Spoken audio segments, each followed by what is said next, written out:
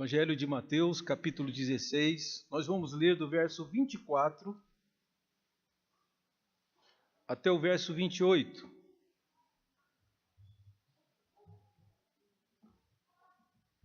Assim diz a palavra de Deus.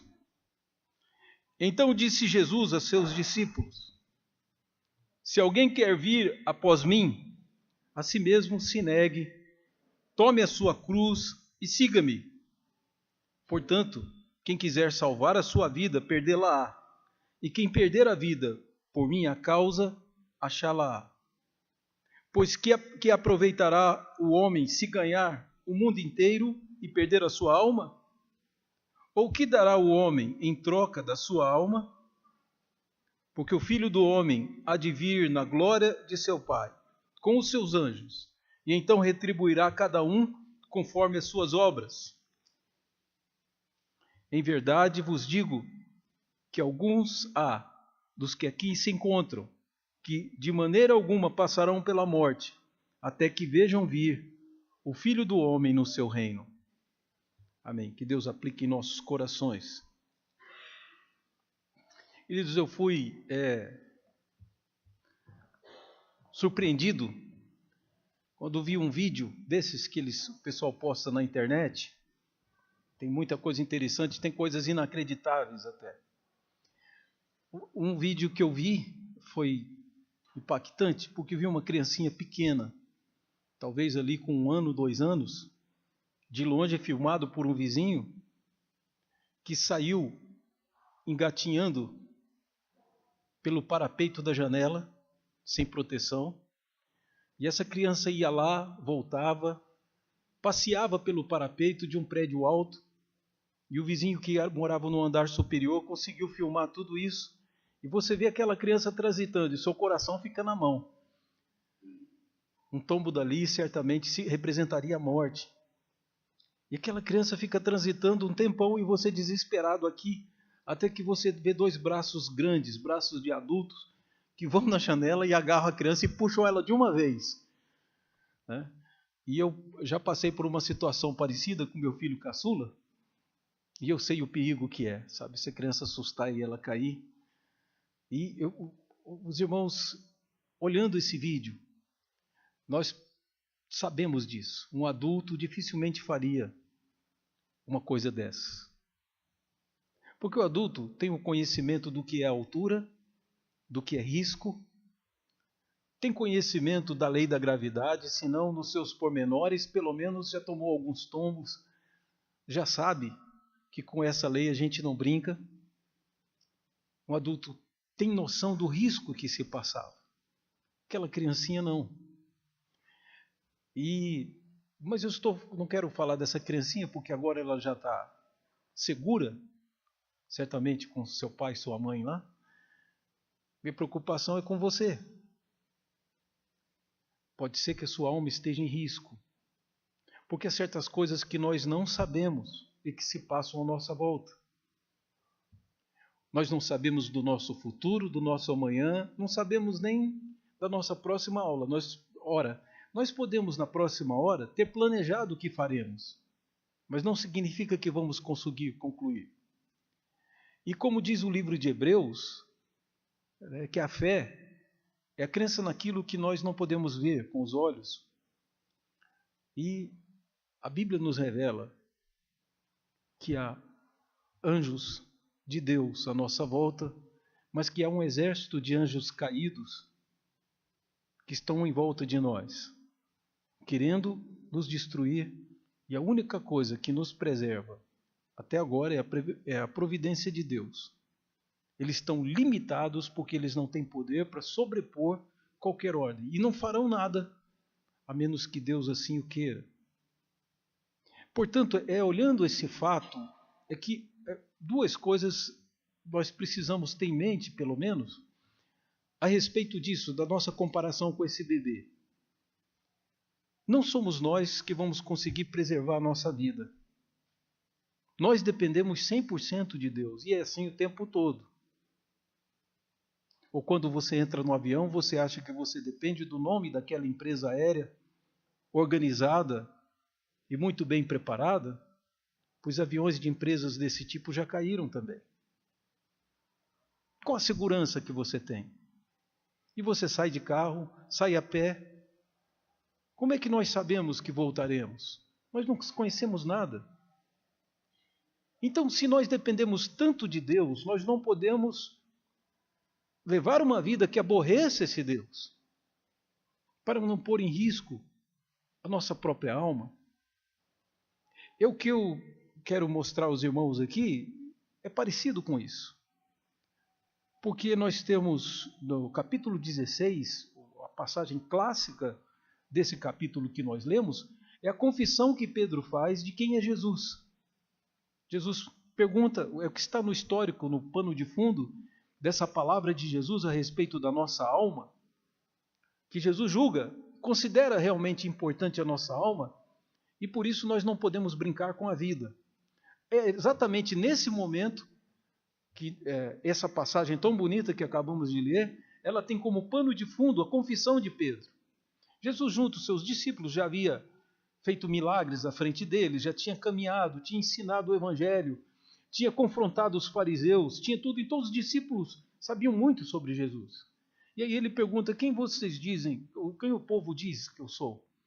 E aí disseram, eles acham que o Senhor é um dos profetas, que o Senhor é fulano, é ciclano, etc. Ninguém tinha ousadia de dizer ali que Jesus era o Messias, o Salvador prometido por Deus. Mas aí Jesus para e diz, e vocês? Quem vocês dizem que eu sou? E Pedro toma a frente dos outros e diz, tu és o Cristo, tu és o Messias, o Filho do Deus vivo. Essa é a palavra de Pedro, e com essa frase Jesus diz, é sobre essa rocha, Pedro, que a minha igreja vai ser edificada. Não numa mera palavra de Pedro, mas na verdade de que Jesus é a pedra. Na verdade de que Jesus é o Messias, Filho do Deus vivo. E quando Jesus faz essa colocação que sobre essa pedra, ele diz antes, não foi você que descobriu isso, Pedro, pelo raciocínio, é que enquanto caminhava comigo, o meu Pai é quem te revelou. Por isso você é um homem afortunado. Deus falou pela sua boca. Mas é incrível, queridos, que no momento seguinte, o diabo fala pela boca de Pedro. Deus revela uma coisa para Pedro, Pedro faz uma coisa extraordinária, que é confessar que Jesus é o Messias. Não fosse Jesus o Messias, era uma grande heresia que Pedro estaria dizendo. Ainda disse que Jesus era filho de Deus. Percebam bem a gravidade para um hebreu falar uma coisa dessa. O Filho do Deus vivo. Então, quando Pedro faz essa confissão, é Deus falando pela boca dele. O seu coração certamente se enche de algum tipo de orgulho, se julga superior, talvez, aos outros. E aí Jesus começa a explicar às pessoas que agora eu devo descer a Jerusalém e lá vou sofrer muitas coisas dos anciãos, dos escribas e dos sacerdotes. Vou ser morto, mas Deus vai me ressuscitar no terceiro dia. Enquanto ele diz que ele vai ser morto e tudo, Pedro, então agora achando que está num posto superior, chama Jesus em particular e repreende Jesus dizendo, não te faças tal, tenha misericórdia de si mesmo. Em outras palavras, Pedro disse, Deus pode ter decidido isso, mas não faça o que Deus quer. Poupe a sua alma. E a resposta de Jesus foi dura. Foi um puxão daqueles pais para que o bebê não caísse do prédio. A resposta de Jesus para Pedro, foi tão dura que foi como uma bofetada que a gente dá em alguém que está fora de si e tem que voltar a si. Jesus então diz para ele, arreda Satanás. Sai daqui, Satanás. Satanás não se contentou em oferecer os reinos da terra e Jesus não se dobrou para ele. Agora ele vem pelo próprio discípulo, dos principais discípulos. O discípulo que Deus acabou de usar para falar pela boca dele quem era Jesus. Agora, esse homem usa a sua boca para tentar desviar Jesus de Jerusalém, desviar Jesus do Calvário, desviar Jesus da proposta de vida que Deus tinha para ele. A vida de Jesus tinha uma utilidade, tinha um propósito. E é essa questão que Pedro não levou em conta. Ele levou muito mais em conta o seu sentimento, a falta que Jesus faria para ele. Como ele sofreria, como os discípulos sofreriam, e vendo Jesus ser torturado. Então é naquele instante que Pedro cogita daquilo que ele está vendo. Ele vê um parapeito largo e diz, por aqui eu posso brincar. É aqui que eu devo transitar, porque tem um vento gostoso, tem uma vista bonita. E assim também nós arriscando a nossa própria vida.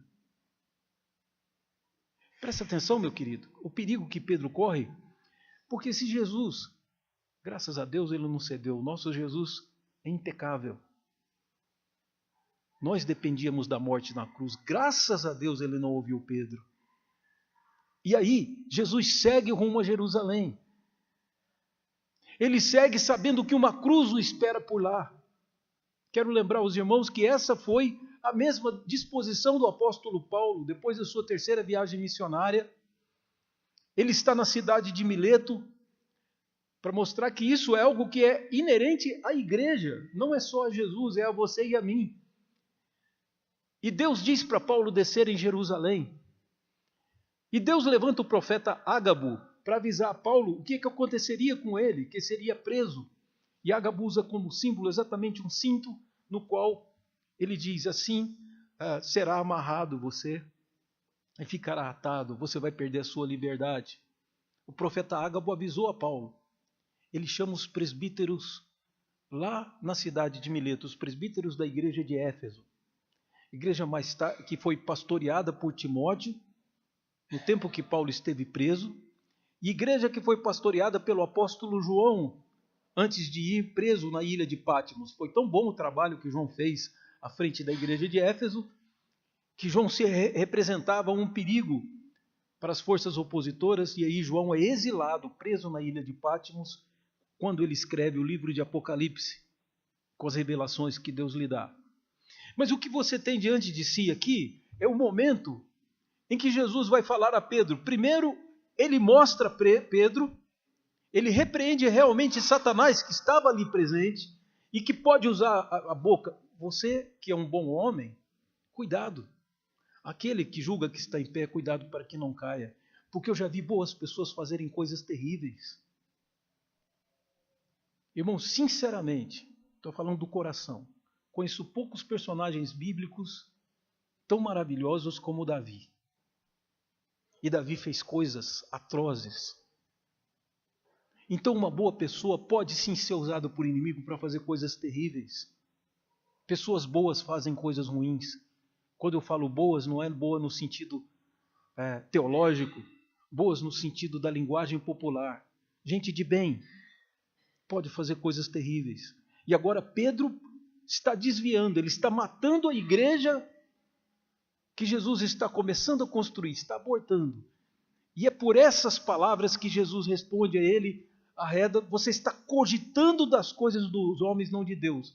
Para que Pedro entendesse o que Jesus falava, é interessante que Jesus não fala para Pedro e nem fala em particular para os seus apóstolos.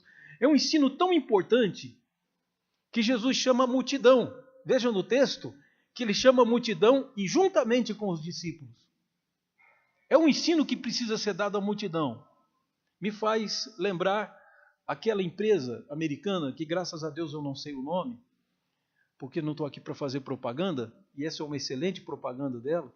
Há uma empresa de carros, uma montadora de carros americana, que descobriu um sistema de freio extraordinário, isso lá na década de 80.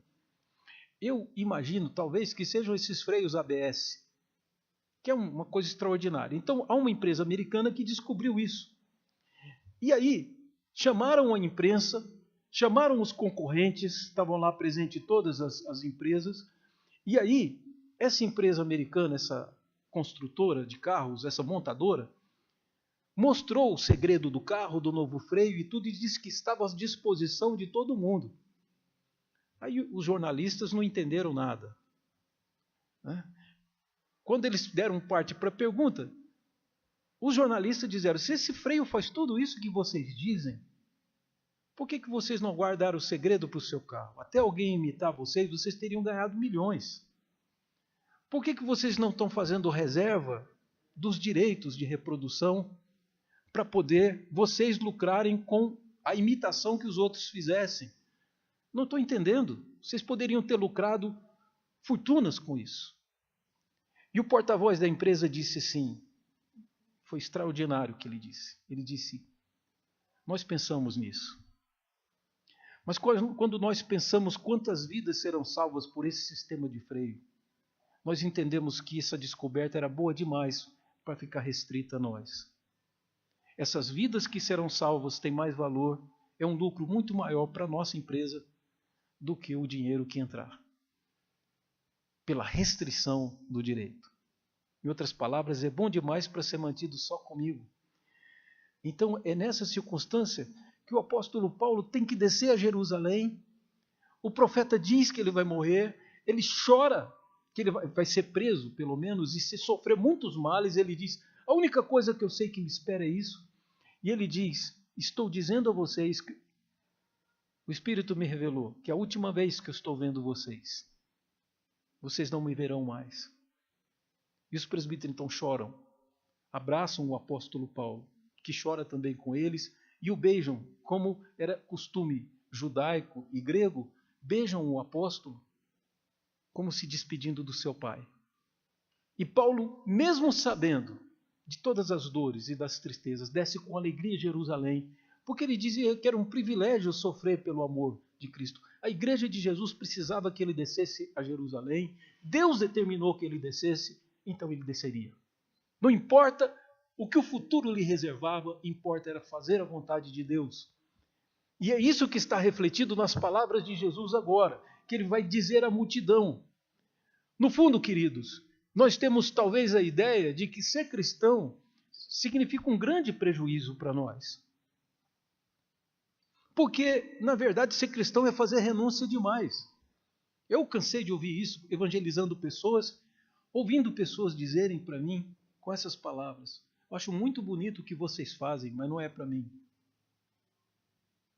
Eu falei, o que nós fazemos? Pôr a Bíblia debaixo do braço, cantar hino na igreja, eu acho isso muito bonito. Ouvi alguém dizer isso. Eu falei, mas isso é o que você está vendo. O importante é o que você não conseguiu ver. Cogitadas as coisas dos homens, nós vamos fazer isso. Nós vamos entender como um grande erro Jesus descer a Jerusalém. Mas quando a Bíblia te revela o que a morte de Cristo no Calvário representa para cada um de nós, representa dentro do plano de Deus, do resgate de todo o universo, de todo o cosmos que Deus ama. Quando nós percebemos isso, estamos enxergando como adultos coisas que os outros não veem. Então, para alguns, Jesus fracassou, que ele tentou trazer a paz para Jerusalém e mataram ele. Errado. Jesus cumpriu exatamente o plano que o Pai tinha para ele. E é por isso que ele reúne a multidão e nos dá alguns segredos pelos quais você pode salvar sua alma, salvar sua vida, que vivemos o tempo todo à beira do abismo. E assim, então, Jesus diz à multidão, que os irmãos podem ver aí, são 3 passos. Se alguém quiser vir após mim, ele não está falando de alma ainda, ele falou, querem me seguir? Então façam o seguinte, neguem-se a si mesmo, tomem sua cruz, tome sua cruz e por último siga-me. Jesus disse, se alguém quiser me seguir, quer dizer, qual o objetivo de eu seguir Jesus? O que eu ganho seguindo Jesus? Porque Jesus está pondo um preço, o preço da renúncia. Você tem que renunciar. Qual que é o argumento para isso? Você vai ver nos versos seguintes, quando Jesus diz, porquanto quem quiser salvar a sua alma, a sua vida, vai perdê-la. E quem perder a vida por minha causa, achá-la-á. Então Jesus está dizendo que o caminho é o inverso do que o mundo ensina. Lute para preservar, ame a si mesmo. Siga suas ideias. Conclua os seus planos. E aí, queridos? Essa é a ideia do mundo. Não se torne cristão, porque ser cristão é perigoso. Se for alguém que mora hoje em algum país de domínio muçulmano, ser cristão é um risco de vida. A Arábia Saudita, se eu não estiver enganado, decretou que se alguém for pego lendo a Bíblia, será morto na Arábia Saudita. Então, você fica mais seguro, isso é o que o inimigo quer que você pense, se você poupar a sua vida. E para poupar a sua vida, não seja cristão, não siga Jesus.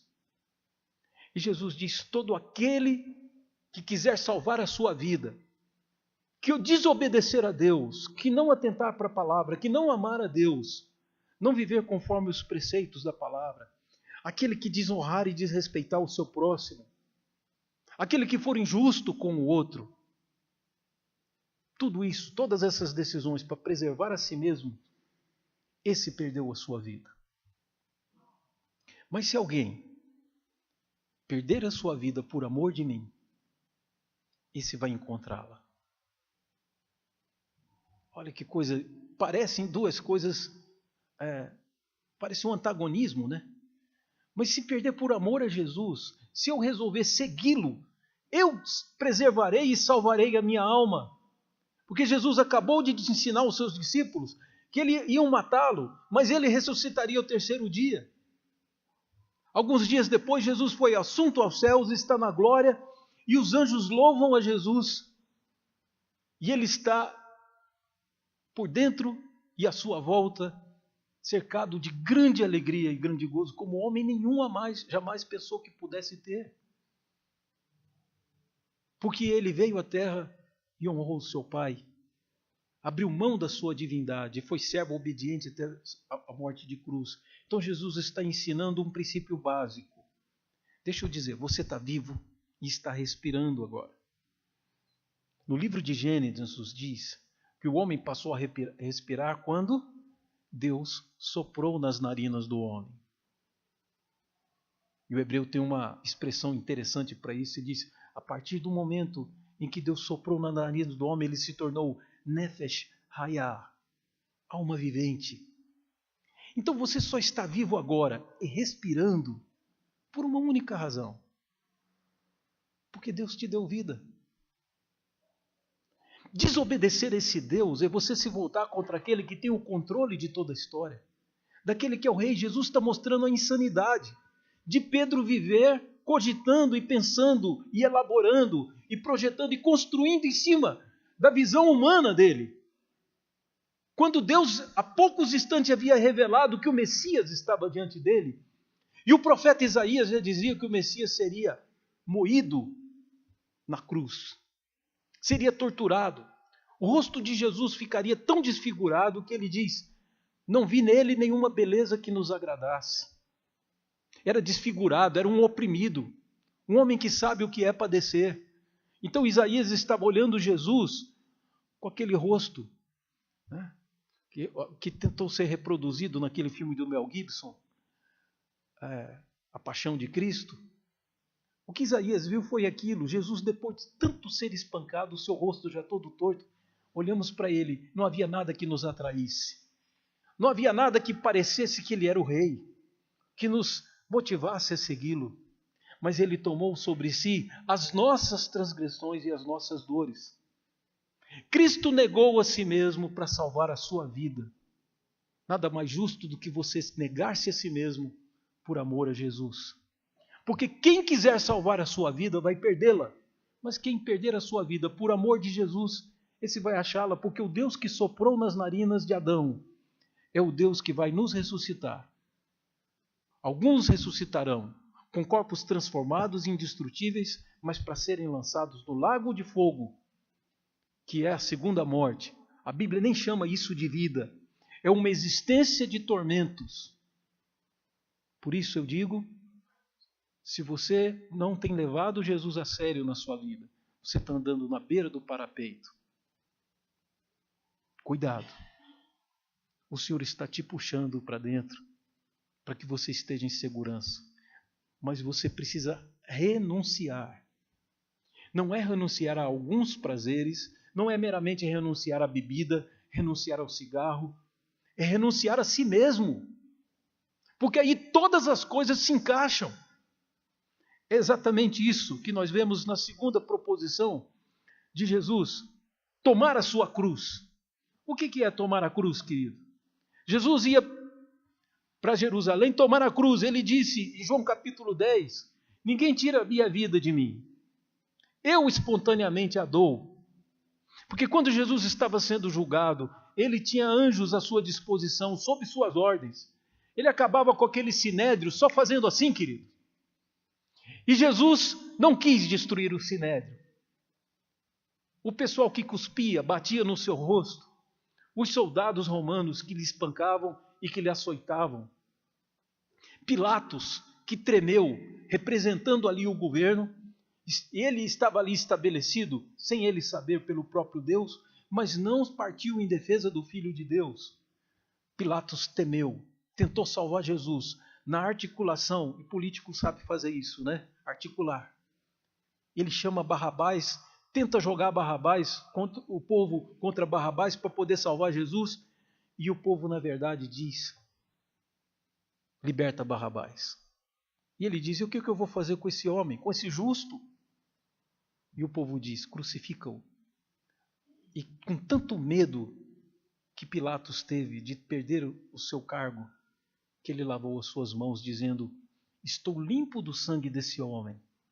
E leia nos evangelhos o que o povo hebreu disse: caia sobre nós e sobre nossos filhos o sangue desse homem. E 40 anos depois da crucificação de Jesus, o general Tito arrasa Jerusalém. O tempo do cerco foi terrível, porque o general Tito, que mais tarde se tornou imperador, ele para a porta de Jerusalém e olha tudo aquilo e diz assim: não sai ninguém, não entra ninguém. Se alguém tentasse levar comida para eles, morria. Se alguém tentasse sair para comer. E os historiadores da época, não os de hoje, mas os da época, dizem que mulheres começaram a cortar parte dos seus braços para dar comida para os seus filhos. E Jesus avisou no sermão profético. Ele proferiu 40 anos antes, disse que o templo não ficaria pedra sobre pedra. E ele disse: ai das que estiverem grávidas. Orem para que a vossa fuga não aconteça no sábado, porque o hebreu não podia correr uma longa distância no sábado. E certamente seria pego. Que a vossa fuga não se dê no inverno. Jerusalém é um lugar frio no inverno.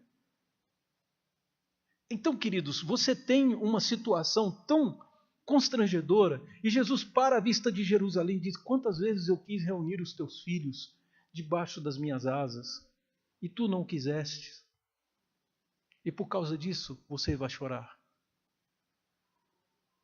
Jesus pregou quantas vezes em Jerusalém, arriscando sua vida. Agora ele desce a Jerusalém mais uma vez. Ele não vai provocar sua prisão, mas a trama e o envolvimento de Judas Iscariotes e o passo a mais que o Sinédrio dá, Jesus acaba preso, é espancado, julgado o julgamento que foi uma farsa. É uma piada de mau gosto aquele julgamento que fizeram. Enviando Jesus para Pilatos, os judeus trocam o processo.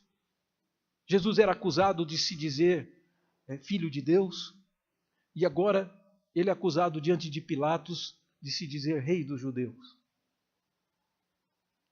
Numa típica do ser humano, uma artimanha, uma trama maligna, e Jesus calado, não se defende. Porque se ele se defendesse, ele sairia isento, e eu e você não teríamos um cordeiro que morreu pelo pecado do mundo. É isso que Pedro não entendeu. Então está aqui Jesus dizendo que é preciso tomar a sua cruz. Por que tomar a cruz? Verso 26, leia comigo. Olha, observem. Pois que aproveitará o homem se ganhar o mundo inteiro e perder a sua alma? Ou que dará o homem em troca da sua alma? Por que eu devo tomar minha cruz? Porque a única razão de eu não aceitar o plano de Deus para a minha vida é para ganhar alguma coisa. Ganhar o mundo inteiro. A minha vida é um mundo de possibilidades. Talvez o adolescente esteja pensando: se eu me tornar um cantor famoso, se eu me tornar um jogador de futebol, é nesses planejamentos humanos Que às vezes há uma interferência de Deus e diz, não é isso que eu quero para você, e diz, Senhor, guarda o teu plano, porque ele não me interessa. Cogitando das coisas dos homens, é continuar andando no parapeito, sem saber o risco que corremos. E aí, essa palavra, que adianta ganhar o mundo inteiro e perder a sua alma? Que adianta tudo isso pertencer a você se você não se pertence? Você não tem controle mais sobre sua própria vida. Eu tenho certeza que o que atrai algum fumante de crack para a primeira tragada é algum amigo lhe dizer, olha, você vai sentir uma sensação que nada no mundo pode te dar igual. Eu não duvido, queridos, que a sensação possa ser boa. De jeito nenhum. Mas como disse o apóstolo Paulo, todas as coisas me são lícitas, mas eu não vou me deixar de dominar por nenhuma delas. Então o governo brasileiro pode até dizer que conduzir, carregar droga hoje não é mais crime. Continua sendo crime. Usar drogas continua sendo crime. Porque é uma destruição, é uma autodestruição. Você não tem mais controle dos seus atos. O crack passa a ser um Deus e tudo à sua volta um objeto. É por isso que com muita facilidade um viciado em crack mata alguém, um estranho, às vezes seu pai, sua mãe, sua avó. Porque ele precisa daquela sensação. O que adianta ter essa sensação maravilhosa e dar a sua alma em troca? Vender a sua própria alma e ficar sob o controle de Satanás e matar as pessoas que ele quer que você mate. E fazer as coisas que ele quer que você faça. Você perde o emprego, vai morar na rua e vai ser um risco para a sociedade e não vai produzir nada, mas vai extorquir de nós. Dos trabalhadores que não são viciados, esses vão manter. Então, queridos, a proposta do mundo é terrível, ela é tola, ela é insana, ela é ingênua, para não dizer que ela é altamente insensata. Não há nada de bom no que o mundo oferece, mas Jesus diz, você precisa tomar sua cruz. Que ser cristão representa um risco, sim. Se não de você ser decapitado, como em alguns países, mas às vezes de você ser o motivo do ridículo e ser alvo de zombaria. Nós estamos num Brasil que aceita o evangélico. Não, temos que respeitar as religiões. Ele é evangélico, vamos respeitar. Mas não respeita o verdadeiro crente e nem tampouco a mensagem do Senhor Jesus. As instituições não fazem isso. Você está sendo gradativamente proibido de exercer o seu cristianismo. Eu li alguém escreveu alguma coisa comparando uma proposta de lei que quer proibir que as pessoas possam entrar dentro das escolas com Bíblia. Uma proposta de lei no Brasil. E junto com isso foi colocado a palavra de um juiz de direito recomendando para os agentes carcerários, para todos, estimularem os presidiários a lerem a Bíblia, porque alguns tinham sido transformados por ela e até o índice de violência caía, onde era estimulado a leitura da Bíblia. E o autor perguntou, onde você quer que seu filho leia a Bíblia? Na escola ou na cadeia? Talvez se ele ler a Bíblia na escola, não vai precisar cadeia para ele. E é assim, queridos, que o mundo faz. Realmente sofreremos uma grande oposição. Não imaginem, queridos, o discurso de Barack Obama e o discurso do PT e dos comunistas, de forma geral, que tem por aí, são muito parecidos. São muito parecidos. Preste atenção no que está acontecendo no mundo. Está tudo sendo preparado para o anticristo, que de boca ele diz que aceita todo tipo de crença. Mas no fundo ele diz, exceto a de Jesus. Essa é incompatível com o reino que nós estamos estabelecendo. Por isso precisamos tomar nossa cruz, porque não adianta ganharmos o mundo. Não tomamos nossa cruz para preservar a nossa vida, vamos perder a nossa alma. O que adianta ganhar o mundo inteiro e perder a alma? E a última cláusula, a última proposição de Jesus, ele diz, quer me seguir? Me siga. Renuncie a si mesmo, tome a cruz e me siga. Seguir Jesus, queridos, é tomar a decisão que ele tomaria. O apóstolo Pedro disse, ele deixou pegadas para que seguíssemos nela. Está lá na epístola de Pedro. E então, na verdade, ele é o bom pastor. E se o bom pastor, ele tem que ir na frente. Ele sabe o caminho. E você só vai segui-lo. Então siga Jesus. Não seguir Jesus é perder completamente o rumo. É abandonar a ideia do nosso próprio Criador.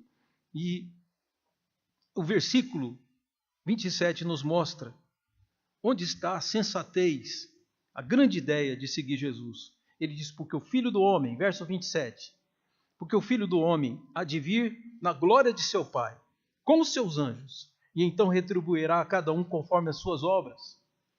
É importante o irmão entender, salvação não é por obras, é pela graça mediante a fé. O Novo Testamento é unânime nisso. Mas as recompensas serão pelas obras. E ele está dizendo que Jesus vai voltar, o julgamento vai acontecer. Não adianta eu fazer planos. O que vai acontecer, queridos, é que o plano de Deus é o que vai ser realizado no final. E é diante desse fato que nós temos que parar e observar que Jesus nos deu um grande alerta, ficarmos agradecidos. Eu preciso negar a mim mesmo. Esse é o processo que todo homem precisa passar. Eu preciso tomar a cruz, seguir o plano que Deus tem para mim, mesmo que ele signifique morte. E ele geralmente vai significar algum tipo de morte, de angústia, de sofrimento. Não tem problema. As nossas dores são passageiras, mas a bênção que elas conquistam para nós, essas são eternas. É o que o apóstolo Paulo nos ensina. E eu quero concluir, queridos, contando aos irmãos a experiência que um colega, um pastor, teve da sua conversão. Que no dia que ele entregou sua vida a Jesus, ele teve um diálogo com Jesus. E no diálogo foi mais ou menos assim. É claro que foi um diálogo mental.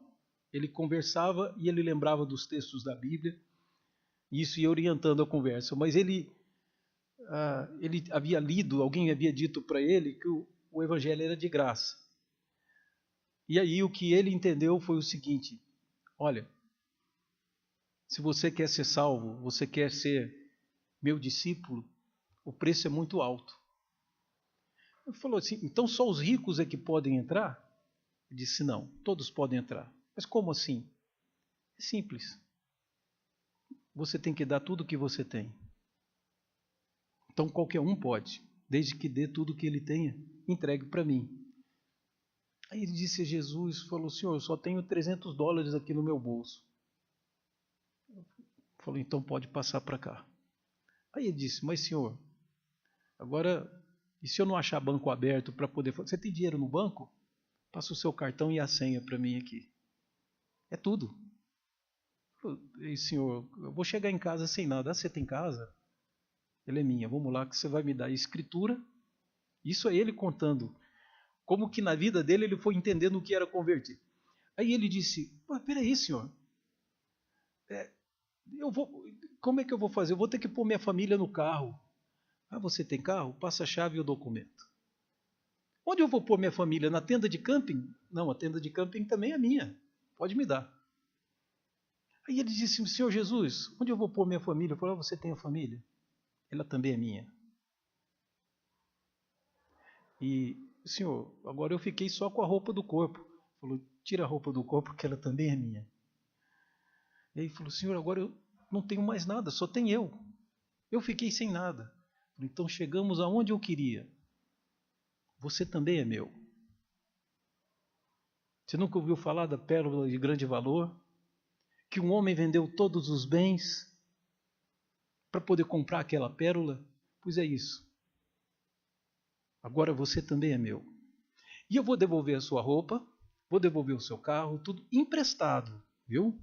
Daqui para frente você lembra que o seu dinheiro, sua conta bancária, tudo é meu.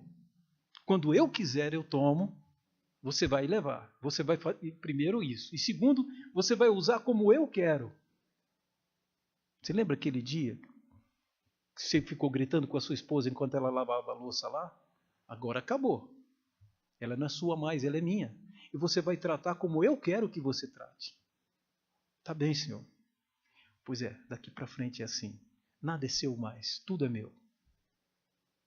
Tudo que você pode usar, use, mas emprestado. Queridos, Jesus não está ambicionando tomar tudo que é seu. Quem está falando isso no seu ouvido é o diabo. Como falou no ouvido de Pedro. Eu quero te dizer que tudo que você tem já é dele. E quando a gente não vive como se tudo fosse dele, o dinheiro, nossa vida, nosso coração, nossos desejos, nós estamos usurpando, estamos roubando aquilo que não é nosso. A nossa vida é dele. O que há em nós é o sopro do Senhor. Por que eu vou fazer o que o inimigo está dizendo e dar ouvido para ele? O mundo inteiro tinha que se converter ao Senhor hoje. Mas como eu não estou falando para o mundo inteiro, pelo menos você. Sinta as mãos de Deus tirando você do parapeito. Andar sem Jesus é um alto risco. Um risco que não compensa correr. Andar com Jesus é andar seguro, mesmo que sejamos crucificados, decapitados, apedrejados. Mas essa é a vida que vale a pena. Como disse o salmista, Senhor, prefiro um dia na porta dos teus átrios, porque um dia na tua casa, Senhor, vale mais do que 1000. Quanto a mim, eu quero estar junto ao Senhor. É na tua presença que eu quero estar. E aquele que habita no esconderijo do Altíssimo descansa à sombra do Onipotente. Vamos orar ao Senhor.